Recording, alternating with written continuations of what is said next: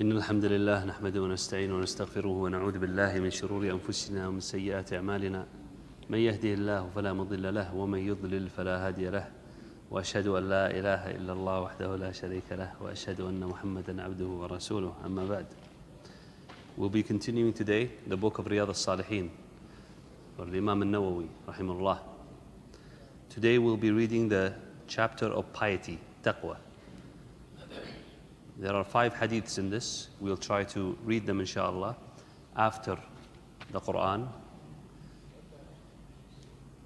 explain them briefly, what requires explanation, although most will be clear inshallah. Allah Ta'ala, as is the way of scholars, they always start with the words of Allah. They start with Quran. And then after that, the words of the Rasul Sallallahu Alaihi Wasallam in the Sunnah. So he starts off, Imam Nawawi rahimahullah, the chapter of piety, by saying, Allah the Exalted says, Allah the Exalted says, O you who believe, fear Allah as He should be feared. Allah Ta'ala says, so keep your duty to Allah and fear Him as much as you can. This second verse explains the meaning of the first one. O you who believe, keep your duty to Allah and fear Him and speak the truth. And whosoever fears Allah, so this is the result. And whosoever fears Allah and keeps his duty to Him, He will make a way for him to get out from difficulties. And He will provide him from sources he never could imagine. And also the result. If you obey Allah, if you obey and fear Allah, He will grant you furqan, which is knowing the right from wrong. Or al-makhraj, a way out of difficulties. And will expiate for you your sins and forgive you. And Allah is the owner of the great bounty, subhanahu wa ta'ala. So piety, as Shaykh Ibn Baz mentions, he says it is worshipping Allah in ways that were taught to us by Quran and Sunnah, not by things that we think Allah Ta'ala would like. We do not know what Allah Ta'ala likes unless He told us, subhanahu, either through His words in the Quran or either through Sunnah by the Prophet Sallallahu Alaihi Wasallam. So we do not do any worship unless we know it is what Allah Ta'ala likes, by Quran or Sunnah. That is basically the other side of the meaning of bid'ah. Bid'ah is anything that we try to worship Allah in when it was not taught to us either by Quran or Sunnah, by the words of Allah or the words of His Prophet Sallallahu Alaihi Wasallam, in the right Sunnah, the correct Sunnah. An example of this, just to make things clearer. In Salat, for example, some people say Allahu Akbar for ruku', and when they get up, they say Sami Allahu liman hamida. Their hands are like this. In normal prayer, not in witr. Sami Allahu liman hamida, and they put their hands like this. He says it is fine, it is dua. What is the problem? You are also banning us from this? Everything is bid'ah for you? So no, it's not that. But it wasn't taught to us by Allah Ta'ala or His Prophet Sallallahu Alaihi Wasallam. So it is bid'ah. He is trying to get closer to Allah in means that were not taught to us. We tell him, Rasul ﷺ said, Sunnah is to do this. Sami Allahu liman hamida. To put his hand up next to his shoulders, not to touch the ears. To Allahu Akbar or Sami Allahu liman hamida. That is the Sunnah. So Shaykh Ibn Baz says, worshipping Allah, piety is worshipping Allah in ways that were taught to us by Quran and Sunnah.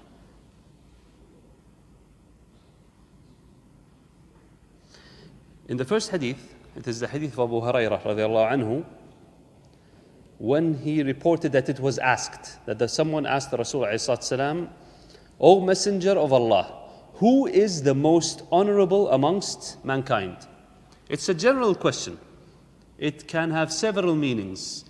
Either who is the most honorable in manner, who is the most honorable. It can mean in Arabic also kindness, the people who give, or it can mean honorable by his statue or his, what do you call it? Status, ancestry. So they said, who is the most honorable amongst mankind? Rasul ﷺ, he said, if you would notice the questions that Sahaba used to ask Rasul ﷺ, they used to ask him about the greatest questions. Who is the most honorable? They ask this so that they can be the same. They will strive to be who Rasul ﷺ taught them to be. Who is the most honorable amongst mankind? Rasul ﷺ, he said, the most honorable of them is one who is the most pious. Taqwa, atqahum. He who is most pious is the most honorable. Of course, this doesn't matter if it's a man or a woman. Or it doesn't matter if he is an Arab or a non-Arab. Or even as Shaykh bin Baz says, jinn or ins. It does not matter. He who is that more pious, he is the most honorable, as the Rasul ﷺ instructed us. They said, we are not asking about this. He said, then the most honorable of men was Yusuf, alayhi salam, which is Joseph, the Prophet of Allah, the son of Allah's Prophet, and the son of Allah's Prophet, who was the son of Khalil of Allah, Ibrahim, alayhi salam. They said, we are not asking you about this. He inquired, are you then asking me about the classes of the Arabs? Ancestry? Who is the most highest in stature in ancestry and tribe? The best of them in the pre-Islamic period of ignorance, Jahiliyyah, are the best of them in Islam, provided they comprehend the religious knowledge.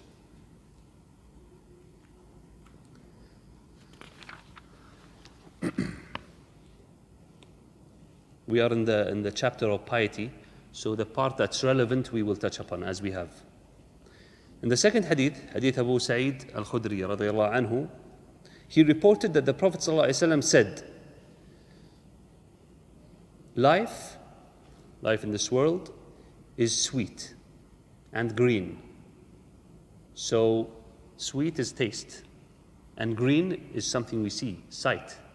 So life in this world is sweet and green.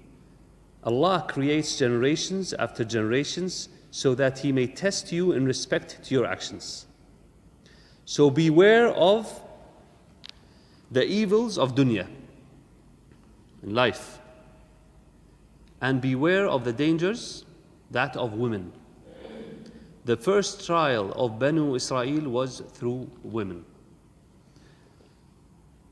Hence we are instructed as men to ghadd al-basar, to look away and not directly at women, to look down, look at the side, not to be in direct contact with women, not to touch women that are not our family, mothers, aunts, daughters, wives, obviously.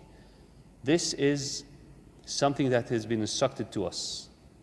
So no touch, also no extra mixing in the workplace. This will usually lead to bad things. This usually leads to bad things. Keeping your distance, keeping your respect, respecting others will always lead to greater results.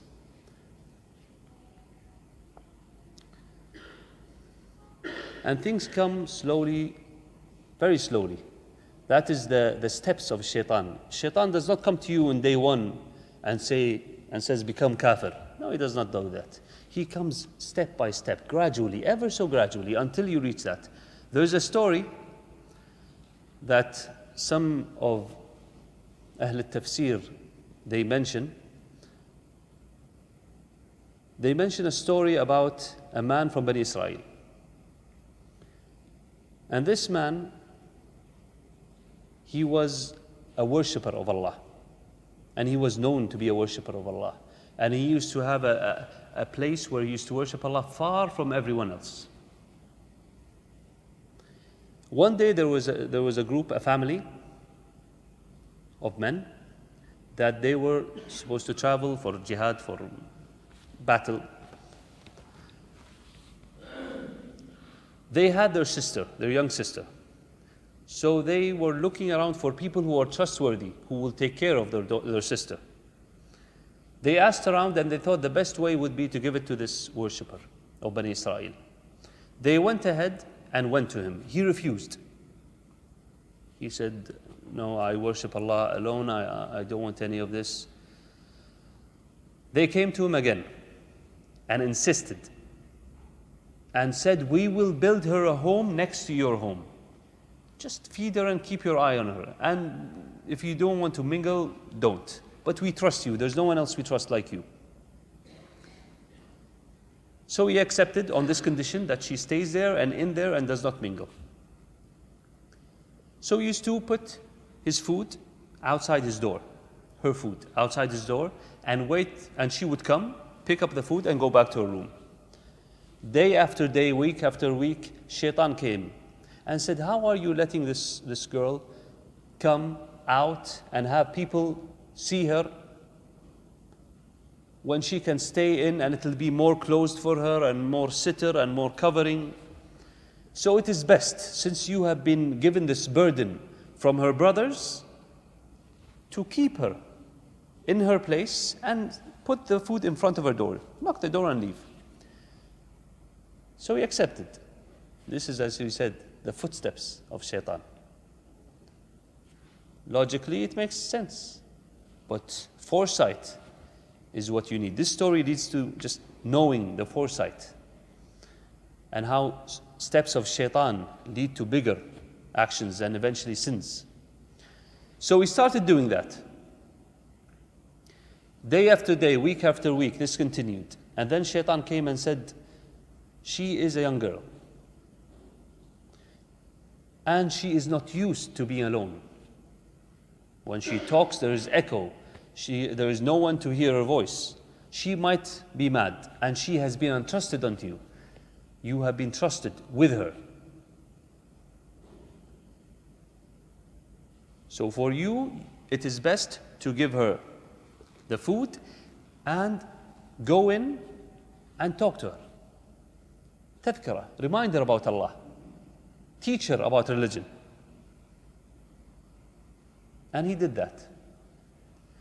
Day after day, week after week, until he committed adultery and she got pregnant. وَالْعِيَاذُ بِاللَّهِ. When that happened, he decided to kill her so that there is no evidence. And he did that. Subhanallah. The footsteps of Shaitan. He killed her and buried her. The brothers came back. And when they asked him where she is, he said, she's buried under that tree and she died out of sickness. It's not in my hand. So they said, thank you anyway for everything you've given, but this is not in your hands. They all went back home. When they woke up in the morning, they talked to each other about a dream they all had about that worshipper, that he had somehow killed their sisters. So one talked to the other, and the other said, I had the same dream, and the other said the same. So they went to him, they interrogated him, they started pushing until he said, I did. He confessed about what he did. He was taken to the leader at that time, the king, and the king ordered his death.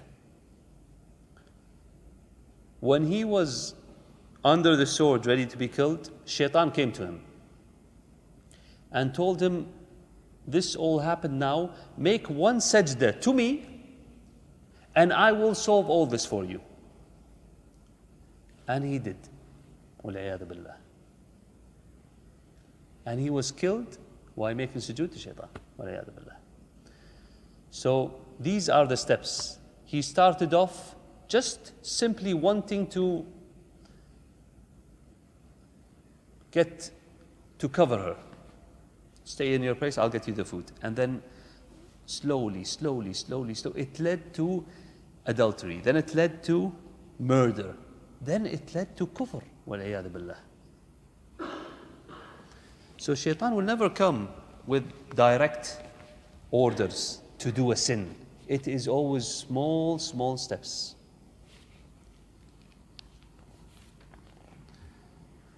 Shall we continue? We have 3 more hadiths, and I put a story in the middle. So what do you guys think? 15 minutes. How about Abdurrahman? What do you think?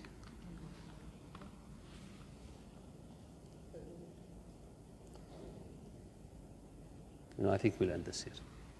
هذا والله تعالى أعلى وأعلم وصلى الله وسلم على نبينا محمد.